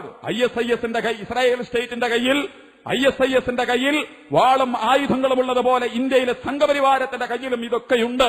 വെട്ടിയിലെ കണ്ണൂരും. എന്നിട്ട് ഇവർ ISISനെ കുറിച്ച് നമ്മളോട് പ്രസംഗിക്കുക എല്ലാരും കൂടി. സമാധാനം, ആവർത്തിത്വം, അന്തിക്ക് വണ്ടി നിർത്തി വരുന്ന പഴയ പോട്ടെ, ഞാൻ അതിലേക്കൊന്നും കടന്നു പോണില്ല. പറഞ്ഞതിന്റെ ചുരുക്കം ഇതാ: ആയുധങ്ങൾ, വ്യക്തികൾ, സംഘടനകൾ, രാഷ്ട്രങ്ങൾ ആയുധങ്ങളിൽ രമിക്കുന്ന ഒരു ഘട്ടത്തിൽ പരിശുദ്ധ ഖുർആൻ ആയുധങ്ങളെ അടച്ചുവെക്കാൻ പറയുന്നു. ചരിത്രത്തിലെ പ്രവാചകന്മാർ മുഴുവൻ ആയുധം ധരിച്ചു വന്നവരല്ല. ഭരണാധികാരികളായ നബിമാർ മാത്രമാണ് ആയുധപരമായ യുദ്ധങ്ങളിലേക്ക് ഇറങ്ങി വന്നിട്ടുള്ളത്. ആ അധികാരപരമായ രാഷ്ട്രമുണ്ടായിരുന്നവർ മാത്രമാണ് വന്നിട്ടുള്ളത്. അല്ലാത്ത പ്രവാചകന്മാരൊക്കെ സഹിച്ചു, വെട്ടി, കൊന്നു, കൊലപിടിച്ചു, തൂക്കിലിട്ടു, കുരിശിലേറ്റി, ഒക്കെ അവര് സഹിച്ചു. ഒരു പ്രതിക്രിയയും അവരെ നടത്തിയിട്ടില്ല. യാസീനോദല്ലേ, അതിലൊരു നബിനെ കുറിച്ച് പറയുന്നുണ്ട്. നബിനെ കൊണ്ടുപോയിട്ട് കൊന്നു. രണ്ടാളെ വന്നു, കാര്യങ്ങൾ പറഞ്ഞു കൊടുത്തു. ആളുകൾ പച്ചക്ക് അവരെ കൊന്നു. ഹീലയ, അപ്പ സ്വർഗത്തിലെത്തിയിട്ട് അവര് പറയണം, അല്ലാന്റെ അടുത്തെത്തിയിട്ട്, അവരെങ്ങാനും എന്റെ അവസ്ഥ പറഞ്ഞിരുന്നെങ്കിൽ, ഹീലയ, എന്റെ കൗമൻ, എന്റെ സമുദായത്തിന് എന്നെ കൊന്നവർക്ക് മനസ്സിലായിരുന്നെങ്കിൽ, അള്ളാഹു എനിക്ക് പുറത്തു തന്നു, അള്ളാഹു എന്നെ ഏറ്റവും മുക്രിമീങ്ങളിൽ, മാന്യന്മാരിൽ ഉൾപ്പെടുത്തി. രക്തസാക്ഷിത്വമായിട്ട് ബന്ധപ്പെട്ട വേറെ വചനങ്ങളുണ്ട്. ഒരിക്കലും പകയുടെ ഇങ്ങോട്ട് വാ, കാണിച്ചു തരാം, ഇങ്ങോട്ടൊക്കെ കൂടി കൈകാര്യം ചെയ്യും, ഞാൻ അവിടെ എത്തിയിട്ടുണ്ട്. ആ ഒരു വർത്തമാനത്തിന്റെ ലാഞ്ചന പോലും ഇല്ല. സഹിക്കുകയും വധിക്കപ്പെടുകയും ചെയ്തവർ പോലും വളരെ വിനീതമായി, വളരെ മാന്യമായി സ്വബറിന്റെയും ക്ഷമയുടെയും സ്നേഹത്തിന്റെയും നിലപാടുകൾ. ഇതൊന്നും ഒരു ഭീരുത്വത്തിന്റെ ഭാഗമായിട്ട് പറയുന്ന വർത്താനമല്ല കേട്ടോ. ഒരു സ്ട്രാറ്റജി രൂപപ്പെടണം മുസ്ലിം ഉമ്മത്തിന്. എങ്ങനെ പോകണം ഈ സമുദായം? വാളും കുന്തവും പ്രകോപനങ്ങളുമായിട്ടാണോ പോകേണ്ടത്? അതല്ല, ഇതൊക്കെ കണ്ട് മടുത്ത ലോകത്തിന്റെ മുമ്പിൽ സ്നേഹ, കാരുണ്യ, സമാധാനത്തിന്റെ വികാരങ്ങളുമായിട്ടാണോ പോകേണ്ടത്? ഇവിടെയാണ് നമ്മൾ പറയുന്നത്, അല്ലാഹു യദഉ ബിസ്മില്ലാഹിർ റഹ്മാനിർ റഹീം, പരമകാരുണ്യകനും കരുണാമയനുമായ അല്ലാഹ്. ആ കാരുണ്യം മൂല്യങ്ങളായി, ധർമ്മമായി, നന്മയായി മനുഷ്യലോകത്തിൽ നമ്മൾ സ്പ്രെഡ് ചെയ്യുക. മറിച്ച് എവിടെയാണ് യുദ്ധത്തിന്റെ ആയത്ത്, എവിടെയാണ് കൊല്ലാൻ പറ്റിയ ആയത്ത്, എവിടെയാണ് ശിക്ഷിക്കാൻ പറ്റിയ ആയത്ത് എന്ന് നോക്കുന്നതിന് പകരം വിശാലതയും സ്നേഹവും കാരുണ്യവും ബാക്കി കുറച്ചും കൂടി ആഴത്തിൽ നമ്മൾ പഠിക്കണം. ഏതാണെങ്കിലും അല്ലാഹു സുബ്ഹാനഹു വ തആല നമ്മെ അനുഗ്രഹിക്കുമാറാകട്ടെ.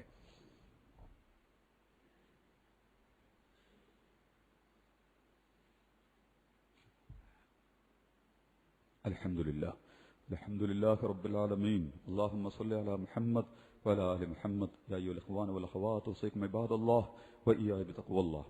പ്രിയമുള്ള സഹോദരങ്ങളെ, സഹോദരിമാരെ, ഒരിക്കൽ കൂടി ഇത്തരം കാര്യങ്ങളിലൊക്കെ ചെറുപ്പക്കാരും നമ്മളൊക്കെ ചിന്താപരമായി കാട് കയറി അവിടെ ഇവിടെയൊക്കെ ചെന്ന് ചാടുന്ന വിഷയത്തിൽ അള്ളാഹുവിനെ പ്രത്യേകമായി സൂക്ഷിക്കണമെന്ന് എന്നോടും എന്റെ സഹോദരങ്ങളായി നിങ്ങളോടും വളരെ ഗൗരവത്തോടെ ഉണർത്തുന്നു, വസിയ്യത്ത് ചെയ്യുന്നു. മാധ്യമങ്ങളും നേതാക്കന്മാരും ഒക്കെ വേറൊരു തന്ത്രമാണ് പയറ്റണത്. അതവരെ ഏൽപ്പിച്ച പണിയാണ്, അതവരെടുത്തുകൊണ്ടേയിരിക്കും. ലോകത്ത് മീഡിയ ഒരു സന്ദർഭത്തിലും ഇസ്ലാമിന്റെ പക്ഷത്ത് നിന്നിട്ടില്ല. സദ്ദാം ഹുസൈനോട് ചെയ്ത യുദ്ധം അന്യായമായിരുന്നു എന്ന് മനോരമന്റെ റിപ്പോർട്ടിൽ നിങ്ങൾ കാണൂലല്ലോ. വണ്ടൊക്കെ നിരത്തിയിട്ട് നിങ്ങൾ ആരെങ്കിലും കാണൂ? മാതൃഭൂമിന്റെ റിപ്പോർട്ടിൽ നിങ്ങൾ കാണൂ? ഇന്ത്യയിലെ ചാനലുകളുടെ റിപ്പോർട്ടുകൾ നിങ്ങൾ കാണൂ? 10 വർഷം ഒരു ജനതയെ 10 ലക്ഷം ആളുകളെ കൊന്നു, ആ രാജ്യത്തെ ഒന്നുമല്ലാതാക്കി മാറ്റി. ഇതൊരു പച്ച കള്ളമാണ് ഇവർ ചെയ്തത് ചരിത്രത്തോട് എന്ന് നമ്മുടെ മാധ്യമങ്ങളും ചാനലുകളും പച്ചയായി. അതുകൊണ്ടാ മാധ്യമങ്ങളിൽ ബദരവാണ് നമ്മൾ പറയുന്നത്. സംസാരിക്കാൻ ധൈര്യമുള്ളവർ രംഗത്ത് വരണം. കാരണം അവർ പറയില്ല, ലോകത്ത് ഇതിന്റെ റിമോട്ട് ഇസ്രായേലാ ചെയ്തുകൊണ്ടിരിക്കുന്നത്. അതുകൊണ്ട് പ്രശ്നം അതുകൊണ്ട് അത് വായിച്ചാൽ നമുക്ക് തോന്നും ആകെ ISIS ആണ്, ആകെ അവിടെയാണ്, ഇവരാണ്, എല്ലാം കൂടി ഇവിടെ വന്ന ആകെ കൂടി കലങ്ങാണ്. ഒരു പേടിയും പേടിക്കണ്ട. പേടിക്കാതിരിക്കാൻ എപ്പോ നമ്മൾ നല്ലവരാണെങ്കിൽ നമ്മൾ നിങ്ങൾ നിലപാടുകളിൽ ഉറച്ചു നിൽക്കുക, ധാർമ്മികത വെച്ച് പുലർത്തുക, എന്നിട്ട് നിങ്ങൾ മുന്നോട്ട് പോകും. ഒരു പേടിയും പേടിക്കണ്ട. ലോകത്തെ പിടിച്ചു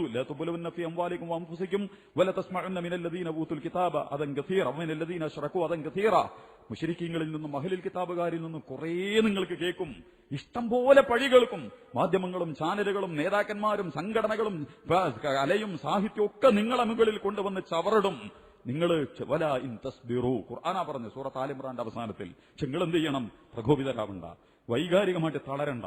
നിങ്ങൾ ക്ഷമിക്കുക, സഹിക്കുക.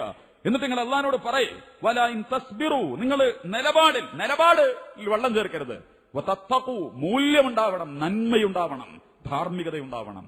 ഫഇന്ന ദാലിക മിൻ അസ്മിൽ ഉമൂർ, അതാണ് ഇച്ഛാശക്തിയുള്ള നടപടിക്രമം എന്ന് പറയുന്നത്. അങ്ങനെ നോക്കാനാണ് ഖുർആൻ നമ്മളോട് പറഞ്ഞിട്ടുള്ളത്, ആ വഴിയിലേക്ക്. അതുകൊണ്ട് ബാക്കി അവരെന്ത് പറയുന്നു, ഇവരെങ്ങനെ അവതരിപ്പിക്കുന്നു, അതിലൊന്നും കിടന്നിട്ട് നമ്മൾ അടങ്ങാറാവണ്ട. മറിച്ച് നമ്മെ നമ്മൾ സൂക്ഷിക്കുക. നമ്മുടെ വീട്ടിൽ, കുടുംബത്തിൽ, കുട്ടികളിലൊക്കെ വരുന്ന മാറ്റങ്ങളെ കൃത്യമായിട്ട് നിരീക്ഷിക്കുക. വഴിതെറ്റി പെങ്ങളോട് സംസാരിക്കാത്തവർ, ജ്യേഷ്ഠന്റെ ഭാര്യയോട് സംസാരിക്കാത്തവർ, അവരെ കാണാൻ പാടില്ല എന്ന് പറയുന്നവർ, ചാനലിലേക്ക് നോക്കിയാൽ ഇസ്ലാം പൊളിഞ്ഞു പോകുമെന്ന് വിശ്വസിക്കുന്നവർ, ഇങ്ങനെയൊക്കെ വന്നുകൊണ്ടിരിക്കും. ഇതൊക്കെ അപകടകരമായ വ്യതിചലന. ശരിക്കും സൂക്ഷിക്കുക. മനുഷ്യന്റെ സ്വാഭാവികതകളിലൂടെ മുന്നോട്ട് പോകണം. അതിനെയൊക്കെ ധാർമ്മികത കൊണ്ട് അലങ്കരിച്ചുകൊണ്ട് സൗകളെ, ദുഷ്കർമ്മങ്ങളെ അതിൽ നിന്ന് സ്വയം രക്ഷപ്പെടാനുള്ള ശ്രമങ്ങൾ ഗ്രഹാന്തരീക്ഷത്തിൽ ഉണ്ടാക്കിയെടുക്കുക എന്നുള്ളതാണ് നമ്മൾ ചെയ്യേണ്ടത്. അല്ലാഹു സുബ്ഹാനഹു വ തആല പറയുന്നുണ്ട്, പിന്നീട് ഇൻഷാ അല്ലാഹ് നമുക്ക് പറയാം. അല്ലാഹു സുബ്ഹാനഹു വ തആല നമ്മെ അനുഗ്രഹിക്കുമാറാകട്ടെ. കാര്യങ്ങൾ കൂടുതൽ നന്നായി മനസ്സിലാക്കാനും മനസ്സിലാക്കുന്ന കാര്യങ്ങളൊക്കെ നമ്മുടെ ജീവിതത്തിൽ നിലനിർത്താനും കാരുണ്യവാനായ റബ്ബ് നമ്മെ തൗഫീഖ് നൽകി അനുഗ്രഹിക്കുമാറാകട്ടെ. അറിഞ്ഞും അറിയാതെയും രഹസ്യമായും പരസ്യമായിട്ടൊക്കെ ചെയ്ത തെറ്റുകൾ കരുണാവാരിയായ റബ്ബേ നീ ഞങ്ങൾക്ക് പുറത്തു തരുമാറാകണമേ തമ്പുരാനെ. നീ ഞങ്ങളോട് കരുണ കാണിക്കുമാറാകണമേ തമ്പുരാനെ. ഞങ്ങളുടെ വീട്ടിൽ ഞങ്ങളുടെ ഉമ്മാരുണ്ട്, ഉപ്പാരുണ്ട്, വാർദ്ധക്യം ബാധിച്ചവർ, വയസ്സായി നിൽക്കുന്നവർ, രോഗങ്ങൾക്ക് അടിമപ്പെട്ടവർ, അല്ലാഹുവേ അവരെയും നീ അനുഗ്രഹിക്കുമാറാകണമേ തമ്പുരാനെ. അവരോടുള്ള കടപ്പാടുകൾ നിർവഹിക്കാൻ നീ ഞങ്ങളെ തുണക്കുമാറാകണമേ തമ്പുരാനെ. ഞങ്ങളുടെ കൂട്ടത്തിൽ നിന്ന് മരണപ്പെട്ടുപോയി ഞങ്ങളുടെ ഉമ്മുണ്ട്, ഉപ്പുണ്ട്, ഇണകളും കുട്ടികളും സഹപ്രവർത്തകരും ഉസ്താദുമാരും ഒക്കെ ഉണ്ട്.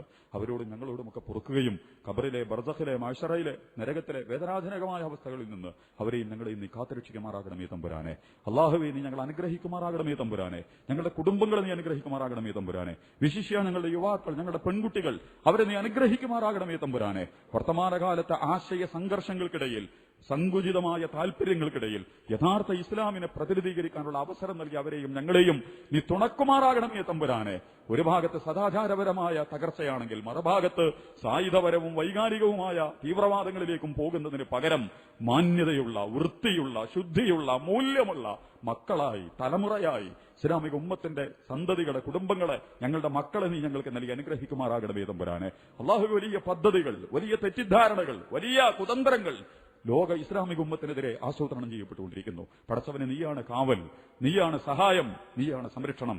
അല്ലാഹു എല്ലാവരുടെ കുതന്ത്രങ്ങളെയും നീ തകർക്കുമാറാകണമേ തമ്പുരാനെ. അതിനെയൊക്കെ അഭിമുഖീകരിക്കാനും അതിജീവിക്കാനും കരുത്തുള്ള രാഷ്ട്രീയ മത പണ്ഡിതന്മാരെ നൽകി, നേതൃത്വങ്ങളെ നൽകി ഇസ്ലാമിക ഉമ്മത്തിനെ നീ ശക്തിപ്പെടുത്തുമാറാകണമേ തമ്പുരാനെ. ഞങ്ങളുടെ നാടിനോടുള്ള ബാധ്യതകൾ നിർവഹിക്കാൻ, ഇവിടെയുള്ള മനുഷ്യരോടുള്ള ബാധ്യതകൾ നിർവഹിക്കാൻ നീ ഞങ്ങൾ അനുഗ്രഹിക്കുമാറാകണമേ തമ്പുരാനെ. ഓരോ മനുഷ്യനെയും സ്നേഹമുള്ള മനസ്സോടെ സമീപിക്കാൻ അല്ലാഹുവേ ഹൃദയത്തെ നീ വിശാലമാക്കണേ തമ്പുരാനെ. ആദ്യം ഞങ്ങൾക്കിടയിൽ, മുസ്ലിം സംഘടനകൾക്കിടയിൽ വിശാലത നൽകി നീ അനുഗ്രഹിക്കുമാറാകണമേ തമ്പുരാനെ.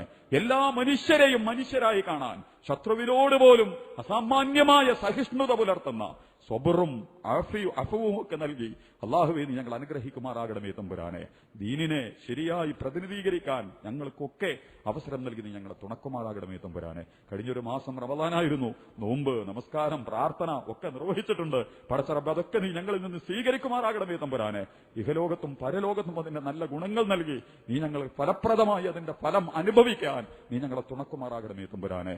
അല്ലാഹുമ്മ റഹ്മനാ യാ അർഹമർ റഹീമീൻ. اللهم اغفر لنا ذنوبنا يا رب العالمين.